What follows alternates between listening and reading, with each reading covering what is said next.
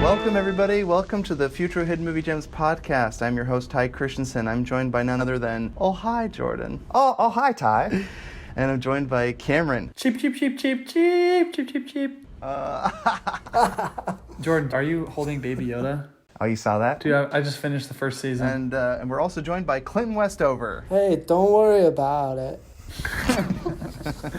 And he's back. We had some technical difficulties on Train to Busan, so we're glad to have you back, Clinton, to talk about this glorious movie. Dare I say phenomenal? No, it is not phenomenal. The Room, not to be confused with nominated Best Picture Room. It is The Room, starring Tommy Wiseau, directed by Tommy Wiseau, written by Tommy Wiseau, line produced by Tommy Wiseau. Tommy Wiseau appears in all of the credits, not just some of them, all of them. This movie came out in 2003, and it is considered the Citizen Kane of bad movies. We're going to go around and say, what was it like watching this movie for the first time, and what was it like rewatching it for this podcast? Jordan, why don't you start us off? First time I saw it, I watched it it was when I was working in a marketing department. I had the whole marketing team watching the movie with me, and we were laughing hysterically because we all worked in film, and so we understand bad continuity. It's just like there's tons of things about this film that is just, it was so much fun to watch. We were also trying to skip a lot of scenes because there's some extremely uncomfortable moments in this movie. Watching it again, I guess for this podcast, was just the second time I've seen it. No, I watched it once with Ty, so this will be the third time I've watched it. I loved it so much. I watched it again for the fourth time just because watching it for this podcast brought me so much joy. It's just made my life a little bit better. Bold statements right there. So I had seen lots of bits and scenes from it. I've seen lots of videos kind of talking about it, and I'd seen PewDiePie's review on it. I love the way he presents it. But then this is the first time ever watching it all the way through, and boy, was it one interesting film. It was a film that I was telling Jordan, honestly, it makes me appreciate good film even more, because sometimes we get caught up in just like watching so many good films that I'm just like, oh yeah, it's good. And then like you see just like the littlest things, it's how like there's some small details that it's hard to describe why it's so bad, but then like if you understand those details, you're like, holy cow, that's why it's horrible. But yeah, it was definitely like, it was funny and enjoyable. First time I saw it was at your parents' house, and I think I watched it with Alex. And, you know, you go into it thinking it's going to be hilarious and bad, but then you realize how uncomfortable it is. Like, how many uncomfortable scenes can there be? And they just keep coming. They start with one, the next scene's uncomfortable, the scene after that's uncomfortable, and I'm just like, oh my gosh, is it okay that I'm watching this? But it's so good, and I feel like I was introduced to a world I didn't know existed, and it's basically Tommy Wiseau's mind, his crazy mind. It's just so otherworldly. It's really fun to enjoy his perspective.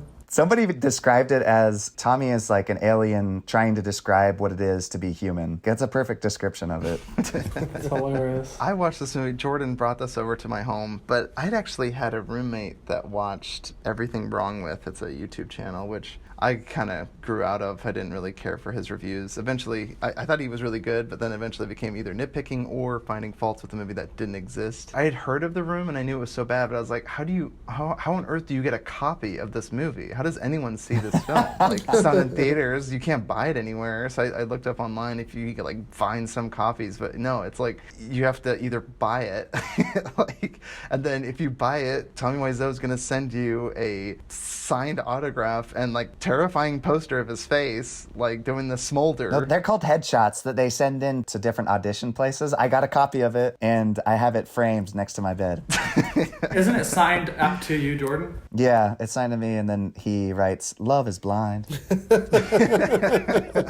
I hadn't seen the full-length movie. Jordan brings it to my house. He gets the actual copy, and we watch it. And like Clinton said, it is just the most cringeworthy movie. Everyone is trying so hard, bless their little hearts, are trying so hard to act, and everyone, down to like, not even just the words they're saying, but the force at which they say some words, their cadence, the way they move, everything is so so robotic. Everyone feels like they're in a movie, and it's so funny to watch, though, because everyone's doing it in earnest, especially Tommy Wiseau. He is going ham. He is 110%. Like, he's all in. The guy spent $4 million making this movie. I thought it was 6. $6 million. Oh, after watching The Room the first time with Jordan, I later found the book by Greg Sestero, and I loved the book. So good. The Disaster Artist, which is a book that basically explains what happened on the set and what happened with the whole production of this. So after reading I listened to it on Audible, I was like, this is phenomenal. I love this. And then I finally heard that James Franco and Seth Rogen were going to be doing this Disaster Artist movie. And so I was actually really excited because the Disaster Artist book is actually kind of dark. You kind of get a glimpse into Tommy Wiseau's life and how much he is an alien to everybody else. Ultimately, I didn't like the Disaster Artist movie as much because they kind of nerfed it. They put up the little bumper rails, when you go bowling. They just made it kind of safe. Tommy Wiseau is not a perfect character. He's not all innocent, just an entrepreneur that's trying to make it in life. He was very manipulative. He was very rude, sexist, racist even. But anyway, not to besmirch Tommy Wiseau. Maybe he's changed.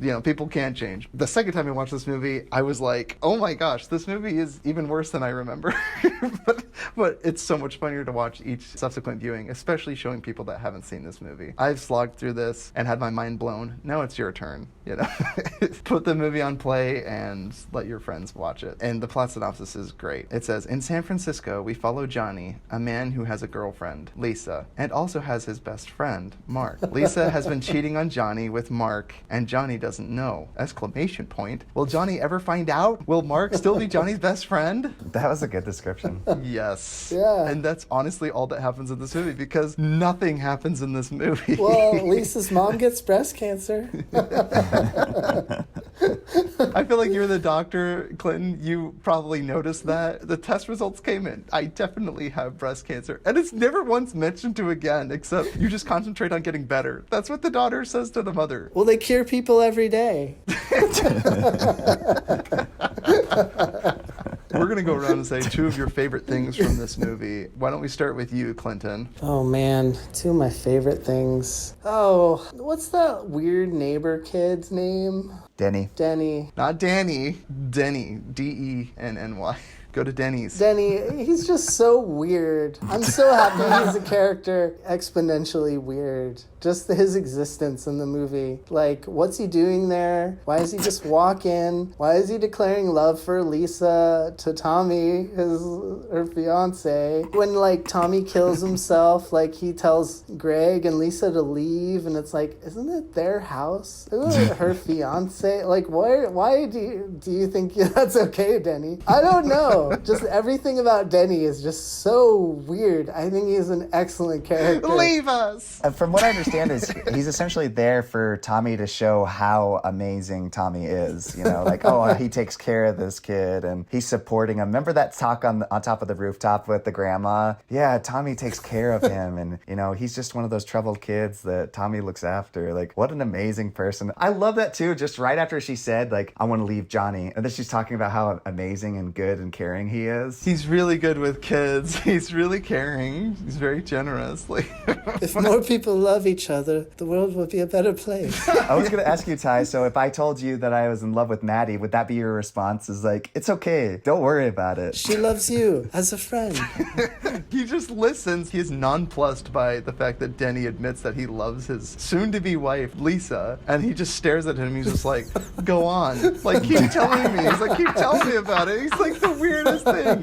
He has no So reaction creepy. to Oh the my fact gosh. that his son that he's adopted and that he's paid through college admits that he likes his soon-to-be bride. I really like Lisa. In fact, I think I'm in love with her. And then he's just like, well, what about Bethany or whatever her name is? What are the other chick? He goes, yeah, I think I want to marry her and I'm going to have kids with her. And he goes, that's how it goes. What? Oh. I mentioned it before, but I really like Lisa's mom's character because she's so rambly that she's talking and you're like, why is she a character? Why is she saying anything? But then she lets Lisa talk about how selfish Lisa is, and that's the whole point of the mom character. And other than to talk about how great Tommy Wiseau is. I know, literally every character is to show how amazing Tommy is. Except Lisa. She's there to show how sad Tommy and how poorly he was wronged. And me and Cameron talked about this too. We think she's also to show like why Lisa is so evil. Because she's just like a conniving, horrible human being as well. I never loved your dad before I married him. Marriage has nothing to do with love. I was like, what the fudge? Are you kidding me? Like, if that's not the most bullcrap line I've ever heard in my life. Oh, and also a fun fact is Denny, he's actually older than most of the cast. So if that adds to the creepiness. And my two, Johnny gosh. gave him the apple and he takes a bite of it, you know, while they're upstairs. And they asked him like, why is he chewing on an apple? And Tommy's like, because it's very sexual. It's very seductive. Wonderful. So creepy. The way Tommy views relationships and sexuality and friendships, it's all very weird. It's so weird. It's so amazing. It's so good. I mean, my first thing is definitely quotable dialogue. I won't mention how good or bad that dialogue is, but it's definitely extremely quotable. Even the way that they say some things was just like, what? Like, I remember one time that, like, it caught me off guard. I was trying my best to, like, pay attention or whatever. There's a part when he's, like, talking to his best friend. Mark. He's like, it seems to me that you are an expert. And I was like, why did you say it the way that you said it? I'm like, it makes me so uncomfortable. Since you're the expert, Mark. Expert, Mark. And I was like, this is so bad. My second favorite thing, which is kind of linked into my Who Wins the Academy Award, is my boy Chris, the mugger. Chris R. He's like the drug guy. I don't think he's an actual actor, but I'm pretty sure he's the best actor in this movie. Literally, his scene was the most compelling where I was like, this guy's actually not too bad. Where's my money, Denny? Give me the money, Denny. It was compelling but confusing. What money and what drugs? Like, are you holding drugs? Are you doing drugs? Or are you selling drugs? Like, I'm very confused what is happening right now. It doesn't matter. He's going to jail. Cameron, apparently he was like on set and he was like cussing and getting mad. He was like really into character and he was Psyching himself up to go out there and... His part alone, I was just like, this just proves just how beautiful this movie is. Mark and Tommy totally take him down immediately without any resistance. Walk away and come back take like him 2 to the minutes police. later. He's going to jail. And I'm like, there's no way he's going down like that peacefully. They did absolutely no foreshadowing to that. All of a sudden, Danny's just on the roof getting mugged by dudes. He's like, it's because of drugs. It doesn't matter. What? I'm like, this is the most random plot. You're not my effing mom. No one talks about it ever again. Clinton is because he's just a troubled child. He was buying illegal drugs, whatever. that was one of the best scenes in the movie. And he's just like, what kind of drugs did you do? What the hell is wrong with you? Don't worry about It's it. like, what kind of drugs are you taking? What kind of drugs? Quit ganging up on me. It doesn't matter. He's going to jail. Oh boy, everything that was already said, obviously, because the quotes in this are amazing. I love Tommy's view on drugs and how they work. I love when he's on the rooftop and he's like, oh, maybe I'll kill myself. And he's like, oh, don't talk like that, man. You gotta stop doing those drugs. Look what it does to you. Mark's a bit of a bad boy, smoking weed on top of the roof. Being psychiatrist again. You always play psychologist. I love when he's asking for advice. He's like, you're a psychologist. Help me out here. And then he helps him out. And then he's like, stop playing psychologist with me. You're a psychologist. Give me some advice. Love is blind. Stop playing psychology with me. Tommy's performance, everything he says, anytime he's on set, on the screen, I just want more of him. I just want more lines. Every line he delivers is the most amazing thing ever. Don't touch me, mother effer. When he's in the bathroom and he's like, Johnny, come out of the bathroom. In a few minutes.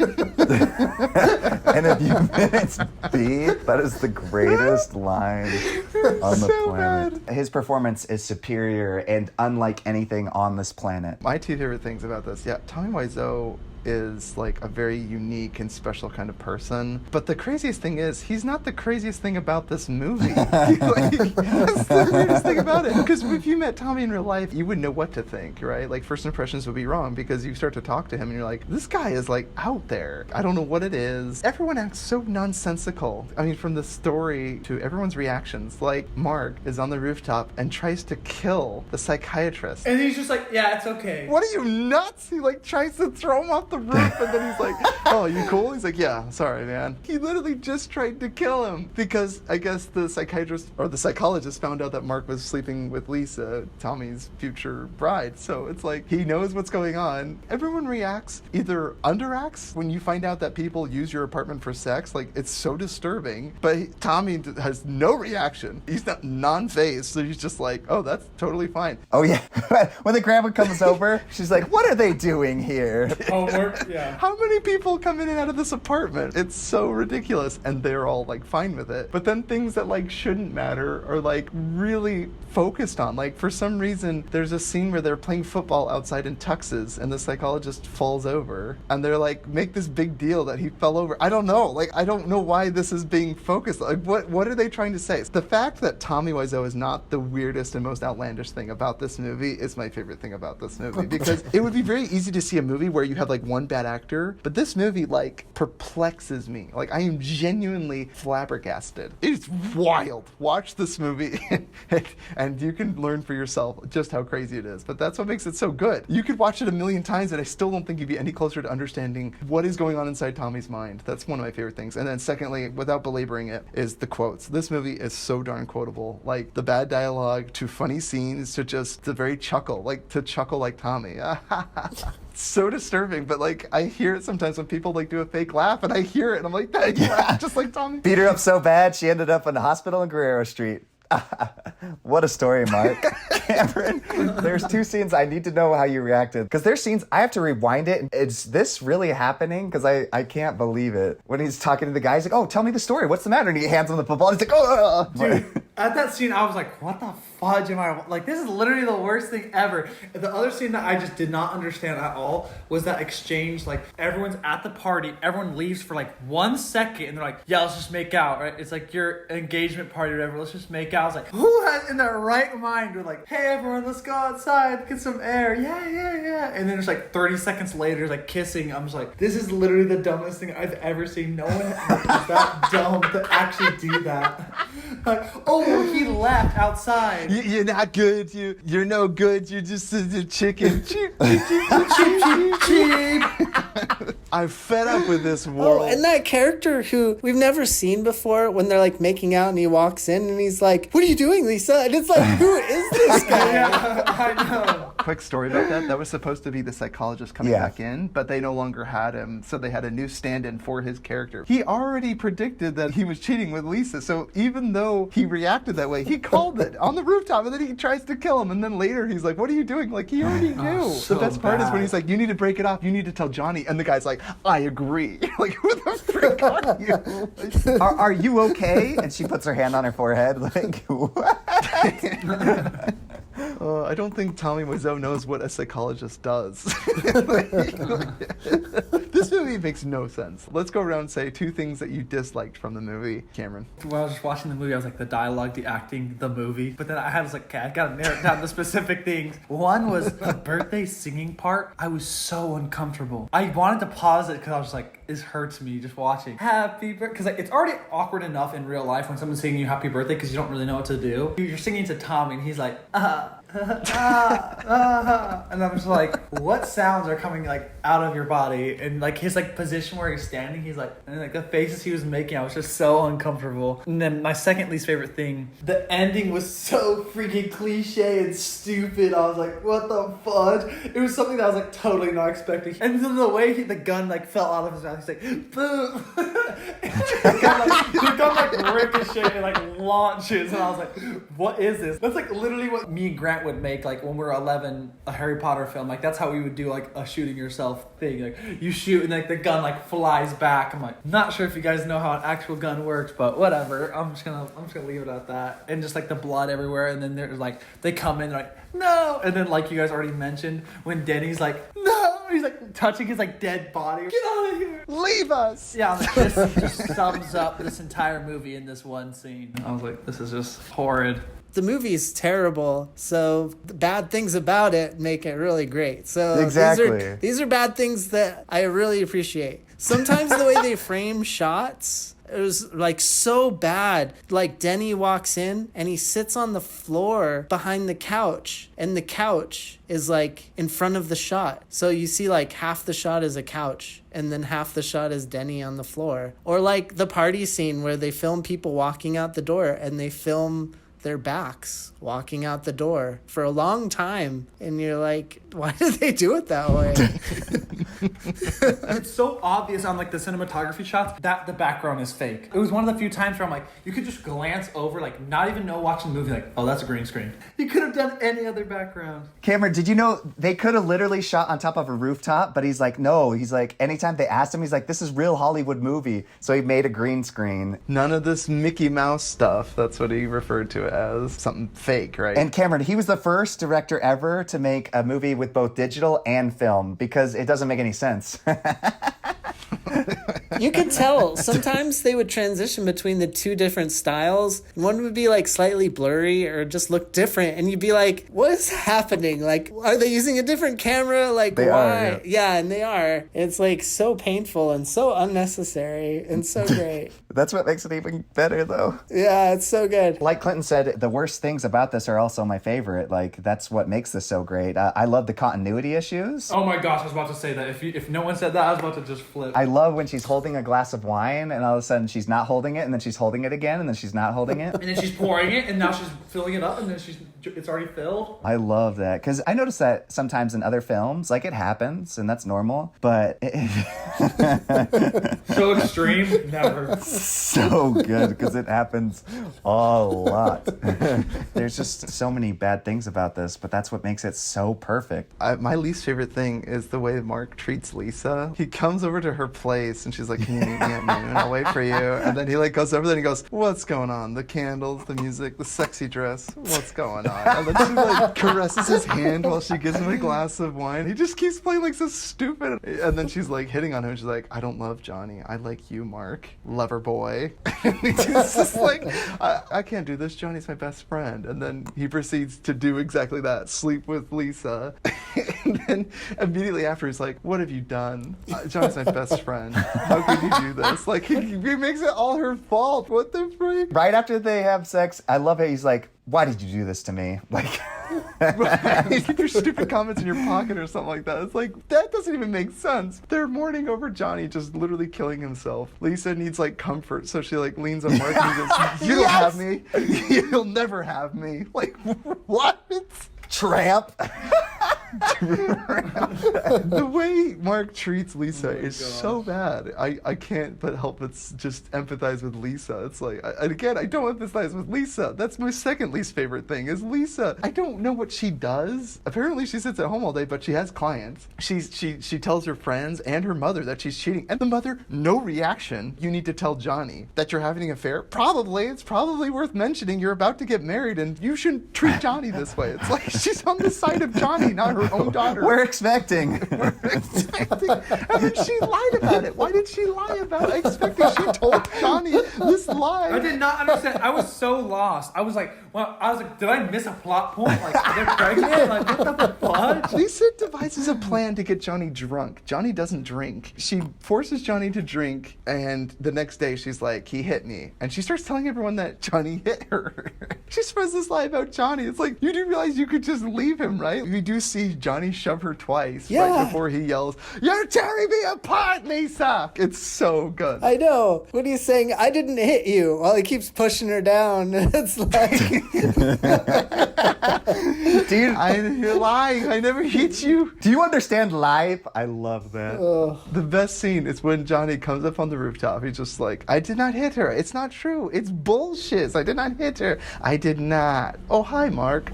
Like, what is going on? The way that Mark treats Johnny. That's my third least favorite thing about this movie is when he's up on the roof and he's talking to him and he's like, hey, I've got this girl and she's married to another man. He goes, oh, yeah, tell me more. And he's just like, I can't tell you. Like, it just doesn't feel right. And then I'm so glad to have you as my best friend. And I love Lisa so much. That's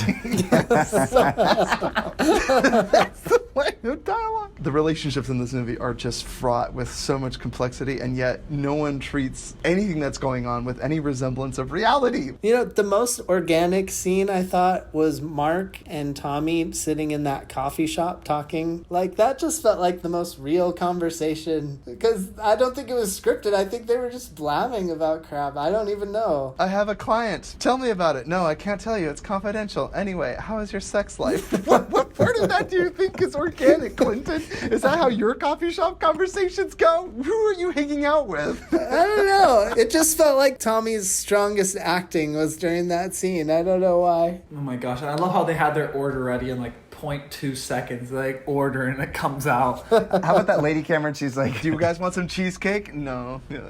Okay, Okay. Yeah, I was like, what the fudge? How about the lady where he goes and orders roses? You're my favorite customer. He walks in there and he's just like, hey, can I get a dozen red roses, please? Oh, hi, Johnny. I didn't know it was you. Who in the freak in the world looks like Tommy Wiseau? He looks like an alien. How much do I owe you? The $18. Keep the change. Okay. Hi, doggy. Okay, bye. Like, it makes no sense. Like, who purchases flowers this way? And the fact that like literally every single place he goes, like every person knows him. Like the barista or whatever at the coffee shop is like, oh, hey, Johnny. She's like best friends with him. And same with like that lady. I'm like, what is Johnny, some like freaking star where everyone is just like so pleasured to have his presence? What the fudge am I watching, dude? And he's acting like he's like Michael Jordan or something like that. And they're, oh, I didn't know it was you. I think the movie's trying to say that love is blind. And that Tommy Wiseau is amazing. You want to know what I think movies are similar to this time? First off, I said a dumpster fire. And then also Bill and Ted's Excellent Adventure, baby. oh, correct. Trolls 2 is definitely like this film. I watched that last week too. How about that movie Kroll or whatever, or Flash Gordon? Like, just any cheesy, campy film. It's not like those movies, but this movie, if you're hearing us talking about it and you're confused, and you should be. It doesn't make sense unless you've seen it. No, and when you see it, it makes less sense. I'm not even joking. When I hit like the 40-minute mark, I was like, oh, the movie's still going. You could just end it right here. We'd call it quits. There's still 50 more minutes to this movie. I'm like, oh boy, this is going to be an adventure. Well, most movies, like a scene develops into another scene and a plot develops. And this one, you like watch it and you're like trying to remember the movie, but then you forget different scenes and because they're so disjointed and don't make any sense. Yeah, and the names of characters where I'm just like forgetting who is who because like they're just irrelevant and they just show up and it's like, oh, I'm this person. And I'm just like, how is this person important to the plot? Like that one couple, like they were the most irrelevant two people to the plot of ever. And there's like 4 scenes with them. And I'm like, why do I care about these people? Why, like what? Oh my gosh, please stop showing up in the film. Stop. Someone fire them. Cameron, do you know he did fire a lot of people on set? Somebody else was supposed to play Mark, and then he fired him, and he fired tons of people on set because he was just so hard to work with. People really struggled to work with him. Can only imagine. I bet there would have been a lot more sex scenes if they had a different Mark. I'm tired and I'm wasted. I love you, darling. Because it didn't like Greg Sestero or whatever say he wouldn't like do any nude scenes or something. Yep. Yeah, so they probably cut back. They probably would have went crazy if they had a different Mark. If that's cutting back, I can't imagine going full ham, dude. Jordan, you did a really good job at editing it, though. I thought it was like actual transitions. I was like, I think Jordan did a better job editing than their actual editor.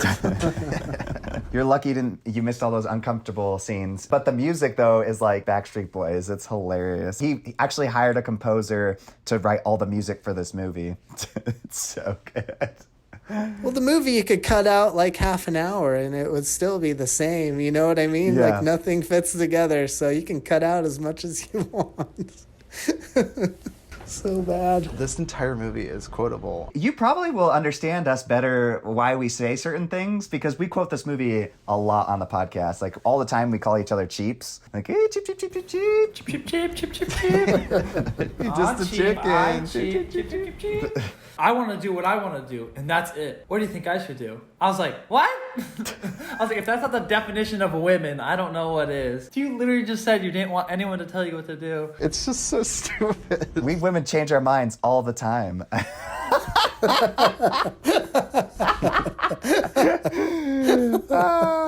that made me so uncomfortable was 2 lines. Was when he was like, or I think it was her. She's like, "I need you to make love to me," and I was like, "What the fudge?" And then also my favorite line maybe in the film was when Denny's like, "Can I kiss you?" I quote that so much with Grant. It's like creepiest thing ever. And then I love how she just like blows it off like totally nonchalant. She's just like, "Oh, Denny." It's so weird, dude. It's just, oh, it's so bad. "Can I kiss you?" And she's like, "You're such a little brat." And he goes, "I was just kidding. I love you and Johnny."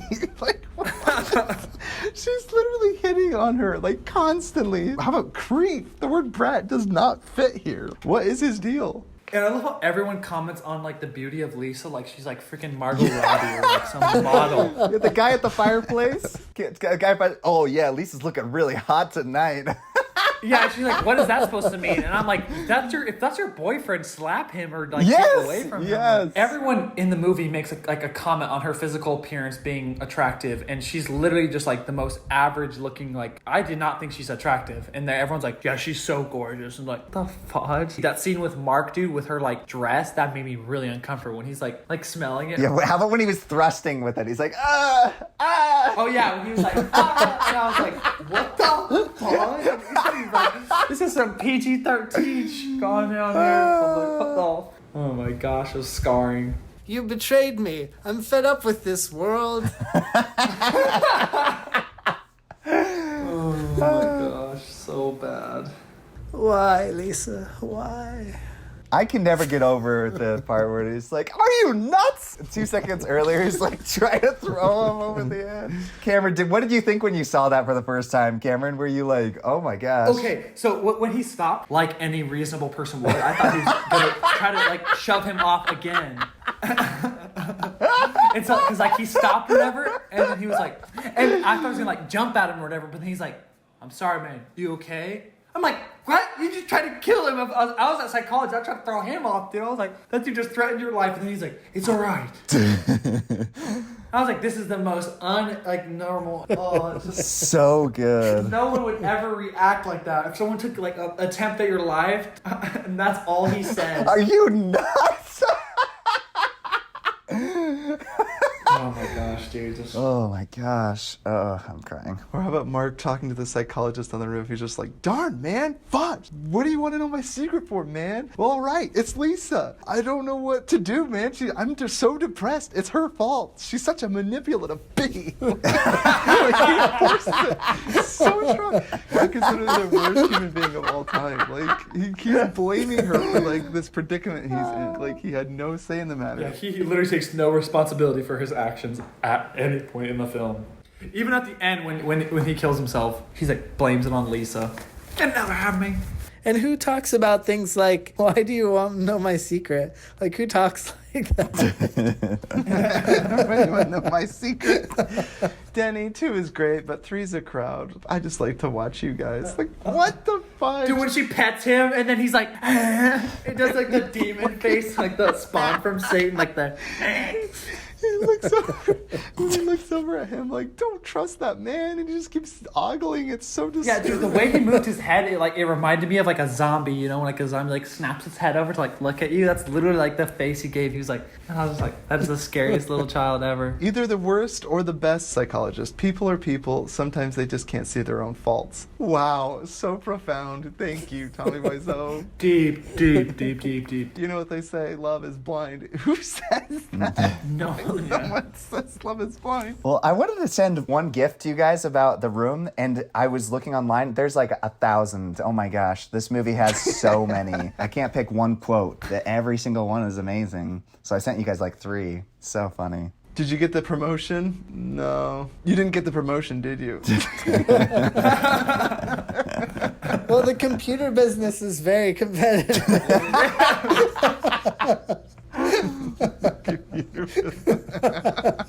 Never mentioned the rest of the film. I thought he was a banker. What's happening? Oh man, continuity just hurts me. Just throws out gems of knowledge and wisdom, and you're just like, what? That's honestly like some of the things that they would say is like what sometimes you're like what you're thinking. Like the part where he's like, I'm so glad to have you as my best friend, and I love Lisa. It's just like, And I love Lisa so much. no one speaks like that. I think he did a very masterful thing in the scene where they're running back and forth through the park throwing the football. Johnny tackles Mark in this moment of like showing his dominance or something like that. But in the end, that's not the foreshadowing. He loses to Mark and he blows his brains out all over his bedroom floor. Can I come over and tomorrow? And he's like late afternoon. And he goes, absolutely, 8 o'clock. Great. Like, what? Like 8 o'clock, late afternoon? What is happening? Just to quote Mark, what's going on here? What is going on here with this movie? Throughout this entire description of the film, Cameron's just shaking his head. And I love the text he sent us last night after he watched it for the first time. He's like, that was the worst film I've ever seen in my life. It was, dude. It was one of those films that like making me mad. Oh my gosh, like no one actually says stuff like that. The most irrelevant characters that should not have ever gotten any screen time was that weird couple that were like, I was confused at why they were having like sex in the apartment. I'm like, why can't you do it at your own place? Like, whatever, I guess it's just like the hookup spot. And she sees Mark or whatever, and she's like, examine your zipper. What were you guys doing? Oh, we were just talking. And she's like, I was like, what the fudge? You're promoting her cheating on her future husband. I'm like, you're a horrible human being. I'm so happy you watched this, Cameron, because you always pick up on little cues and things about people, and you read people really well, like watching Game of Thrones, all the politics and stuff. Watching this and just the unlogical sense of everything. And that's what bothered me is because like I was watching a movie, I think with Mom, I was with Graham, I was watching Mandalorian, and I was like saying like this person's like dead or not dead. I watched this movie and like I couldn't read anyone. I just had no idea. I tried to read Mark and like he made no sense because like he's like on the phone, like, oh, it's like kind of like a Oh, I'm busy. yeah, I'm busy. Like, I'm like, oh, bad day or whatever. But then like he's with her and he's like stupid. He's like, what's going on? Why are we drinking? Why are you like sitting on top of my lap? What girl sits on your lap is like, this is a friendly, hey, what's going on? And I'm like, you're such a idiot. Let's go eat, huh? Johnny, like, I don't know if you caught it right at the end of the whole drug scene. So weird. And the interactions at the party, dude. Like, let's go out and get some fresh air. Yeah. Let's go in and eat. Yeah. Hey, everybody, we're expecting. Oh, great. Yeah, see, it's things like that. It's like twists that I was like, there was no foreshadowing, no symbolism, no. Wait, and then it's like, oh, it's not true. And I'm like, wait, who would why? I love when he gets in a fight with Mark, and then he looks like he clearly tripped, because when he fell, it looked like it hurt. And then the guy's like, enough! Like one of the guys in the crowd. There's a scene, too, where he had a bad day because he didn't get the promotion. Do you want me to order a pizza? And he goes, whatever. And then she's like, I already ordered the pizza. And he goes, you think of everything. It makes no sense. I don't understand what's going on. But we get to listen to her ordering the pizza, like every detail. Over the phone. How about the 3 customers at that restaurant ordering before Tommy and Greg? Or the coffee shop, right? Yeah, you get their orders before Tommy. Oh yeah, why is that important? Cheesecake. There must be a plot point about this cheesecake because they've mentioned it 7 times in the past 30 seconds. And then the lady comes out. Would you like some cheesecake with that? That's what she said. She's like, are you sure? And then she trails off. She's like, are you sure you don't want? Okay. Yeah, she's like, are you sure? Okay. And I was like, you hadn't even gotten a response yet. So okay, whatever. She's like, we're salesmen salesmen reading their mind. Yeah, seriously. Do you want some? Okay, it's fine. No, bye. And then he's like, no. And I'm like, okay, whatever. We'll just let that slide. One last interaction between Lisa and her mother, Claudette, talking to her mom, and every time she talks to her mom, it makes no sense. But she's like, I'm fixing the apartment for Johnny's birthday, but I'm not really into it. And she goes, oh, why not? Because I'm in love with Mark, not Johnny, and here I am planning his party. It's like, it's not right, Lisa. I think you should still marry Johnny. Now, you can't live on love. You need to be a financial security. She's like, but I'm not happy, and he thinks I'm going to marry him next month. He's a fool.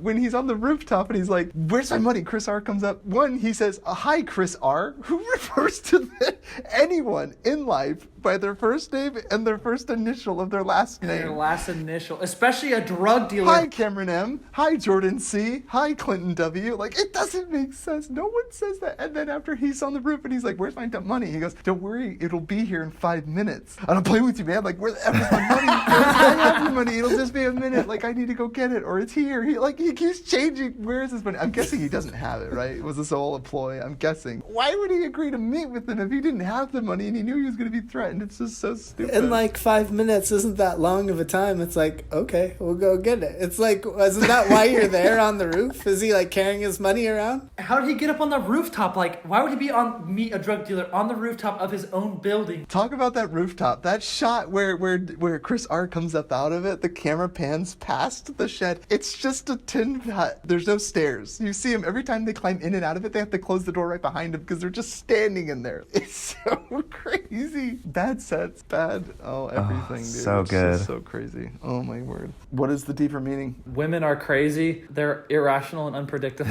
If there's anything I've learned from this movie, it's that. It's hard to guess what he was trying to say other than just promoting himself like crazy. I think that was the whole point. Like, and anybody that treats him badly, they're wrong because he's so great. Don't forget about how beautiful Lisa is, though. That's also an underlying factor. It's just that she's the most beautiful woman maybe of all time. I love, the more you dive into it and the more you learn about this film, the more I love it. I'm like, oh my gosh, I can't believe how many things went wrong and how just horrible everything is. And yet it is so good, you know? Oh my gosh. This film it's an anomaly. It's just like, how do you describe this? Like, This would definitely be a hard movie to describe. That's why the plot summary was really good. It talks about the only relevant plots. He's about to marry her. She's cheating on her. Versus like the other 9 side stories that were going on. Freaking playing Shadow of Mordor. I want to hear a plot summary that involves all those side plots. That would be the most hilarious plot description on the planet. It kind of reminds me of Batman vs. Superman with like the 19 plots going on. And you're like, what the freak is happening?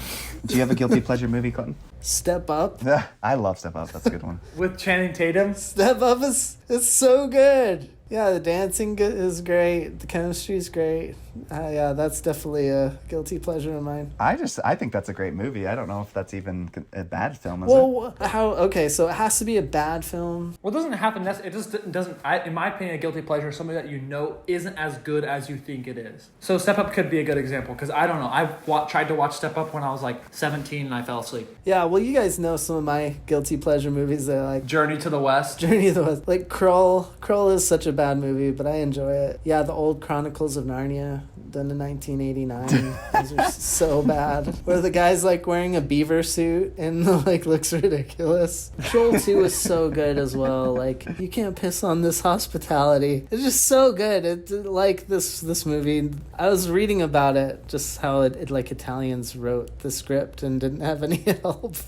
And so it doesn't make any sense. I showed my friends Good Burger. So good. They just didn't get it. I guess you had to grow up with it, man. No, I didn't see it growing up, and I watched it with Alex because she liked it, and I was like, it's not great, but it's okay. So good. You have to understand me and my family. You have to watch this, Clinton. And if you don't get it, we're done. Apparently, Turbo or Jingle All the Way is considered guilty pleasure. I love it, but they talk about it like it's a terrible movie. Like, I absolutely love it. My only beef with that is like, what father looks like Arnold Schwarzenegger and talks like him? Like this Austrian bodybuilder. Like, where does he come from? They don't explain it. The Rock these days plays as the typical average father, which he is not. He would eat the average father. Or plays as a guy that can actually fly a helicopter. Like, a helicopter could even lift him up in the air. Like, it's unbelievable. It's turbo time. Definitely 2 genres of guilty pleasures that I have that I like, that not necessarily that they're bad. Time travel. But yeah, that I give better ratings than they actually should is time, that just interests me so much, is time travel and superheroes. Just because I'm really nerdy about both of those. And so like the time travel, when they start messing with like time loops and stuff like that, that's why I love Project Almanac, because it just talks about like the time loop and stuff like that, and like continuity with crap like that. We get it, Cameron. We know. Like Ninja Turtles. Dude, Ninja Turtles, the old ones. The third one. It's good. Yeah, not only do they time travel, but they also travel to a different spot of the world. Doesn't explain it at all, but And then just superhero movies overall, like I love a lot of the TV series of superheroes. Like I'm super nerdy about like the TV series The Batman, and then also like Justice League and Young Justice. Like a lot of those things. Me and Drew Franson like are really into those. And obviously like Ben 10 and shows like that. That's just kind of like both of those genres I give better ratings than I probably should. I'm pretty lenient on horror film. Well, I used to be. Now it's like I look for horror films that are like reviewed really poorly by audiences, and I typically love them. I look at a horror movie that's like well done by critics and crapped on by audiences. Like which? I love those movies. And I had friends that were like, that wasn't scary at all. And I was like, I was so disturbed by that movie. I was disturbed too. I didn't think it was like scary, but it was unsettling, yeah. Unnerving. It's not the jump scares that are getting me. They always get me. Like, I'm not saying I'm above jump scares. Jump scares make me jolt. I get terrified just like anybody else. But it's like the unnerving lasting effects after you watch a scary movie. And I love those. Like Babadook, It Follows. I was going to say Get Out, but that one's not as much. But I love Get Out. But yeah, like just, and The Witch. Like these are movies that just leave me thinking like I'm so unnerved. And a lot of people didn't like them. And I'm like, why didn't you like them? And they, for whatever reason, they liked them or they didn't like them. Let's end with, would you recommend this movie, Jordan? Oh boy, this is a hard one because the only way to get a copy of it is if you buy it directly from his website. It just has so much like sex and nudity. It's just like the most uncomfortable movie of all time. If you like feeling extremely uncomfortable around, like even alone, like this movie's hard to watch. But if you're okay with that, then yes. Otherwise, no, because it's so incredibly inappropriate, but it's hilarious. It's on YouTube, isn't it? No, I mean, people put it up, but he always takes it down because it is technically copyrighted. He's got his name all over that movie. Yeah, he does. I personally would never recommend this movie to anybody ever unless, like, maybe my wife in the future I'll have to show her, but I think that's about it. Or just watch the best funny scenes. You need to see this. Yeah. Yeah. Yeah, you can go on YouTube and just look up funniest scenes, really. I feel like PewDiePie does a really good job of hitting, like, some of the best scenes and just, like, describing it. I'd be nervous recommending it to someone, too, if they're like, what character do you identify with? Denny or something? Like I don't want to be associated with any of these people. Seriously, though. Except Johnny. What a great person Johnny is. Oh, he's the best. He's the best of the best. Except for the fact that he might be beating He's her. my favorite customer. It's not true. I did not hit her. Lisa thinks I hit her. Well, did you? What? No, she's lying. Like, okay. He's like, well, what's going on? And he's like, I don't want to talk about it. What? Okay. Would I recommend this movie? Honestly, I don't know what to say. Yes, like if you like movies that are so bad that they're good, this is right up your alley. But it's literally a bad movie, so it's hard to say I recommend this movie. Jeez, this movie. Yes, I recommend it. There it is. I said it. Yeah, if you like movies that are so bad, they're good. If you understand what you're getting into, stumble upon it by accident or on purpose, you're in for an experience. What you've seen lately and what you're excited to see. All right, I'll go first. What I've seen recently is I watched The Invisible Man, which was great. Did you like that I told you that it was like half horror, half action, or do you think that didn't really help? For me, it didn't make that big of a difference. Midway through, I tried to bring my expectations down a little bit, just because the trailer didn't show a lot, but it showed kind of some of the most important key points for the first half. And so that's why I was like, for the first like 30 minutes, I was kind of like, I already know all this information. Like, she escapes. I knew she was going to get away because I saw it from the trailer. And then I knew that he like found a way to become invisible. So kind of the first 30 minutes, I was like, all right, let's get this thing going along, you know. At the beginning of the movie, I was kind of like, this isn't that good. And then afterwards, I was like, oh my gosh, this is like fantastic. When It turns back into Upgrade, which is amazing. I did not see the end coming. Holy fuck. Yeah, don't be spoiling it. Clinton, have you seen it yet? Yeah, I've seen it. Oh, okay, never mind. Okay, yeah, spoiler alert. When she slits his throat, that was, I was like, holy cow. That blew my mind. Because I was like, oh my gosh, when he said, I'll have a surprise for you. And it's him. And that twist with the brother, too, who's in on it. And he's like, you have to have the baby. I was like, oh my fudge. I can't believe he's in on it, too. What a sicko. I watched Life. I don't know. I feel like it had so much potential. Outstanding cast. Had my boy Jake Gyllenhaal. Also had Ryan Reynolds, another one of my favorite actors. I don't know. Just didn't really do it for me. I gave it a 4 out of 10. It was... Oh, yeah, that one was rough. Like, there was really intense parts, but I didn't feel scared or nervous at any point in the film. I was never like, because it was supposed to be a horror thriller. In the entire movie, I was like, I know. But the part that got me the most was when it, like, twisted his arm. Like, the first scene when it, it, like, when it gets out or whatever, you're like, oh my gosh, don't open the thing. And then after that, it's like, oh yeah, it's this thing crawling around. Yeah, and people kept making like really dumb choices, like really dumb. Yeah, for real. It's like the entire humanity. It's like we could either try to save this dude and not guaranteed save him, or we could like maybe sacrifice this entire ship. But let's try to save him. And it's like, okay. And then the twist at the end was just super stupid. I was like, that's a retarded twist. And she's like going out into space, and then the things landed on Earth, and I'm like, whatever. This is such a stupid show and like a dumb movie to end it. And then also I watched the chick flick I watched was How Do You Know? How about Ryan Reynolds with the flamethrower? That was fun.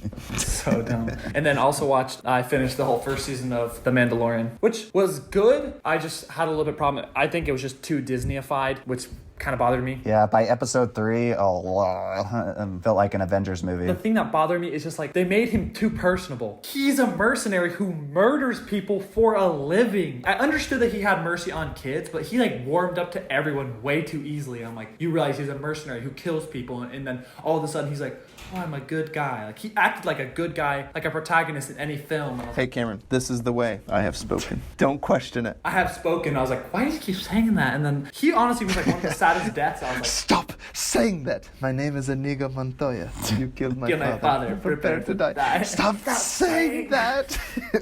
I gave it a 6 out of 10. It's like an entertaining show. If you watch it, you'll be entertained. But I don't know. I'm just like a kind of also Star Wars nerd, so like that kind of disappointed me. Yeah, I stopped on episode 4. As soon as he started teaming up with other people, I'm like, oh, this sucks. It was so much better. And episode 2 was the best episode I've ever seen in my life. Are you kidding me? It's so weird to hear you say that though, because like you stopped on the one episode where they did the team up, but then they break up. Oh, they do? Not to spoil it. So then you should keep watching, because it's not Avengers. The series as a whole wraps up neatly because everything they have a callback to in the first 3 episodes. It comes back at the end. So I'm just saying, I'm okay with that. You should definitely watch it as a cohesive whole, because you're right. It lulls. Like I do not like 2 of the episodes, but after having watched the whole series, I'm glad I watched it. Yeah, me too. It ends strong. Yeah, it's good. Just in its defense, it ends strong and it begins strong. In the middle, kind of lulls That's a where little I bit. What's stopped. remarkable is Jon Favreau is doing this with a third of the budget that someone like Rian Johnson or J.J. Abrams got with the actual 3 trilogy movies, and it's like they just squandered all that, flipping ruined it. I don't even know why like J.J. Abrams had to correct any of the mistakes. It's just like move on, and they couldn't. They had to like go back and address stupid things that I frankly didn't even care about, and even some things that like I was annoyed with. I was like, let's just move on, and they're like, no, we got to go back and correct what is happening. Like if you're gonna correct it all, just make it a dream then, like or say it doesn't matter and like just move on. Like it makes no sense to me. Star Wars, man. Oh, I'm not at all bitter. I'm okay. My therapist says I need to get some help. Wanting to kind of like re-go through my watch list. On my watch list is a bunch of movies that I know are good and I need to watch, especially because I watch pretty much most of the movies by myself, because Grant never wants to watch most of the stuff. Like I can't really watch with mom or dad, so it's like hard to want to watch like Time Lapse or like Valkyrie or Bird Box by myself. So you could save some of those good ones to watch with me, dude. Oh, I'm young. Like Time Lapse. I don't want to watch Bird Box. You can watch that alone. I gotta go. I'm gonna sign off. All right, bye. I love you guys. So I watched Jack Reacher, the first one. It's so good. I was just in the mood. It's amazing. Yeah, it's just like a high adrenaline, good fighting movie, good plot line, good twists. I like that movie. I watched John Wick 3 with Alex. Oh my gosh. Dude, you were on some good movie binge. Jeez. Yeah, Alex had never seen John Wick 3, so I was like, shoot, like, it's amazing. I don't care if you don't like violence, it's amazing. It's not like she dislikes violence. Those fight scenes just feel so real. Some things just feel so choreographed that it's not like there's no element of danger, but with John Wick, the moves that he does aren't as clean, and sometimes just the fighting, it just doesn't look as pretty, and it just looks so real, like he's actually fighting people. It's amazing. It's amazing. Which John Wick did you see, Clinton? We watched John Wick 3. We had a big discussion with Jordan. Parabellum. We're like, should we watch the first one or the third one? Because the first one's not as good as the third one. So we just skipped to the third, and it did not disappoint. I'd seen it before in theaters, but Alex hadn't, so it was good. So glad I saw that in theaters. Oh my gosh. That's an excellent film. And honestly, the film I'm looking forward to, I'm probably going to watch The Room again when my mom comes to visit for the baby. Do you think that's a movie that your mom would like? Yeah, I think so. No way. Something that my mom and I used to do when I was a kid, we used to watch like terrible B horror films together, and that was the way we bonded. Has she seen Trolls too? She hasn't seen Trolls 2, but we watched like Swamp Thing and things like that. You need to watch both Trolls 2 and that. Oh man, I doubt she can handle that many terrible films. So I gotta pick one.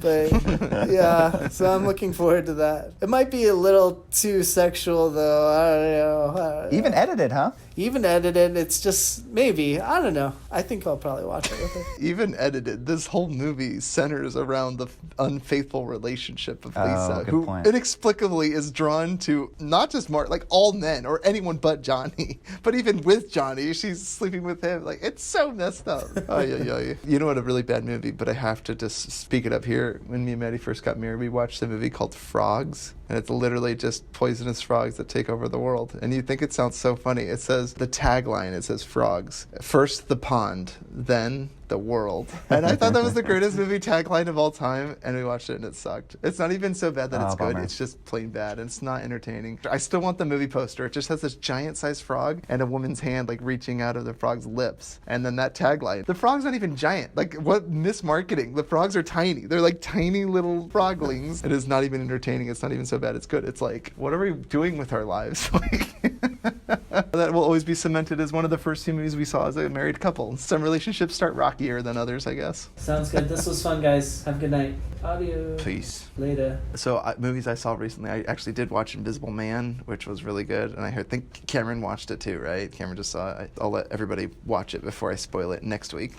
Cameron already spoiled it, so. Did he already spoil it? So I'll be honest, the first 40 minutes I was like, this is kind of playing out like any typical horror film. I was like, why is it so revered? This is just kind of cliche, the first 40 minutes. I still loved the scene where she dumps the paint. Like, that's great. It's a great visual. But even then, everything leading up to the whole like taunting her, the breath in the background, I loved it all, but it was just like, yeah, this is Invisible Man. He's creeping on her. Fine. Like, it's just like any other movie. That's what Cameron said. That's funny you say that. Literally the scene where he goes to the restaurant and she meets with her sister who she's trying to make amends with. From that moment on, the movie takes a very harsh second act. Like, I mean, and it's quick and it's insane. Like, it's really good though. Like, it's really impressive and well done. I love the scene where she's in the restaurant and then she's talking to her sister and like, trying to explain to her, and then she like looks up out of the corner of her eye. It's just gives me goosebumps just even just talking about it. And then she just see a floating knife there. It's all starting to register really quick, and then just it's so crazy. And in a blink of an eye, the whole movie changes from there on. Yeah, that shocked me. Yeah, it did, and it got me too. And even though like I knew that the Invisible Man is they're going to use throughout the movie, but at that moment you're like, oh wait, so is this going to become like a drama thriller, or is he going to torture her in prison now? Like, I didn't know where they're going to go from there, right? And that's why it surprised me when she's in the psych ward and then she's like, well, I'm going to take your kid, you know, and then he stops her and then there you are, and then she starts stabbing him. Well, then it turns into Upgrade, which is, I feel like a superior film. Yeah. Yes, it does turn into an action film, and it was fun. Oh, he's so good at it. He just needs to make more action movies. And even then, like, I didn't necessarily understand the full motives, because I was like, I guess he's doing it under the guise of being invisible, and then he's going to pin it all on his brother, so it kind of allows for the reason why he's, like, kind of nonchalantly, like, willing to kill some and not others, right? Like, you're almost like, why would he allow it to be seen? Because I was like, he spared the one cop who clearly saw him, because I would think that he would want to make her be the bad one, but he actually allowed himself to be seen afterwards, and he was improvising at that point and thought, hey, I'm going to pawn this off on my brother. Because the whole premise was the fact that he got her to believe she was crazy, but then he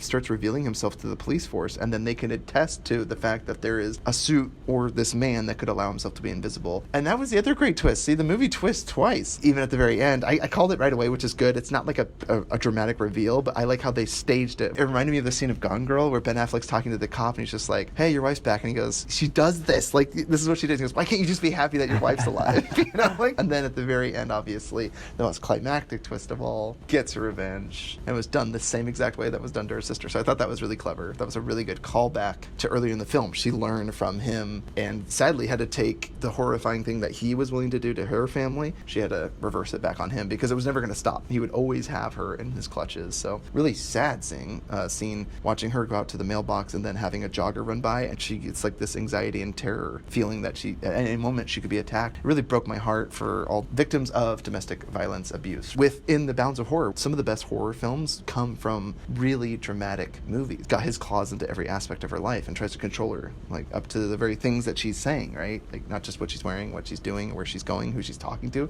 It's like the very things that she can think. I recently just watched Scott Pilgrim vs. the World again, which is just so funny. This movie is so good. Done by Edgar Wright, who is probably one of the best screenwriters of all time. Like, just the way he can like have dialogue on a film and show classy action set pieces for even things that aren't very action-y, if you will, but they're so funny because, like, you know, even like buttering toast, when you have like a really intense zoom in on a knife spreading butter on toast, it's just so good. And Edgar Wright can do that. He knows how to do visual humor, yeah. The sound effects of like your hands reaching, it's so fun. Real life comic book. I watched Bride of the Reanimator, Oh and my god. the best line in that movie was, "She's a wife beater, shoot him!"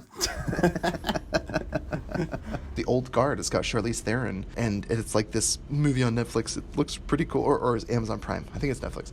And she's like, I don't know, kind of like an immortal. Like, all you see from the trailer is like she gets shot, she comes back alive, and, you know, she's fighting people. So it's like kind of like a mythical, action-y. And I would have liked to have seen Atomic Blonde, but I heard it's only like 2 or 3 good fight sequences, and you're better off watching John Wick or something. So, but I do admire actors like Charlize Theron that tries to incorporate like real complex action sequences. So I don't know, just seems like a movie worth watching. I don't know anything about it except I saw the trailer and I was like, that was the movie I was excited to see. I watched Piranha, directed by Joe Dante, the original. Yeah, I actually enjoyed it. Is it still as exploitative? Because I remember the new one, the premise was like there was so much nudity, so much gore. Yeah, there was a bunch of moments I'm like, yeah, it's a different era now, because they still treated women very over-sexualized. Like, it kind of made me sick a little bit. but you're like, well, I'll just keep watching. Well, because the main girl, dude, she is BA. She is awesome, and it's very reminiscent of Jaws. There's a lot of Jaws stuff in there. I'm like, oh my gosh, this is clearly a knockoff, yeah. And then it has Joe Dante stuff, and I love The Burbs, so it has some good moments if you just skip over a bunch of inappropriate stuff. I also watched Being John Malkovich, which I've seen for the second time, which actually is really, really good. There's so many funny quotes. Dude, that guy loves to say the words, man. The words that come out of that guy's mouth, dude, he loves saying. I just watched Space Force with him, and just every word he says, he's so meticulous in the way he talks. Oh, I also want to watch Dark. There's like a 3rd season. It's like a German Stranger Things or something like that. That's what I've heard it compared to. And I watched season or part of the 1st season, but I haven't finished it yet. Thank you, everybody, for tuning in to Futro Hidden Movie Gems podcast. Leave us a review. Give us a 5-star rating. Push it on your friends. Push it on your aunt, even though she doesn't know what a podcast is. And if you want or feel so inclined, write us an email at futromovies@gmail.com. I can say it now. It was like my kryptonite. It was like the bane of my existence. I couldn't say it for the longest time. This is Futro Hidden Movie Gems signing off. Peace. We love you. Oh, bye, Mark. That's what they say. Hey, everybody.